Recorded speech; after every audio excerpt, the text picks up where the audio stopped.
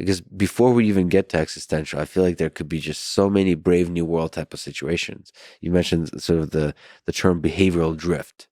It's the slow boiling that I'm really concerned about as we give our lives over to automation, that our minds can become controlled by governments, by companies, or just in a distributed way. There's a drift.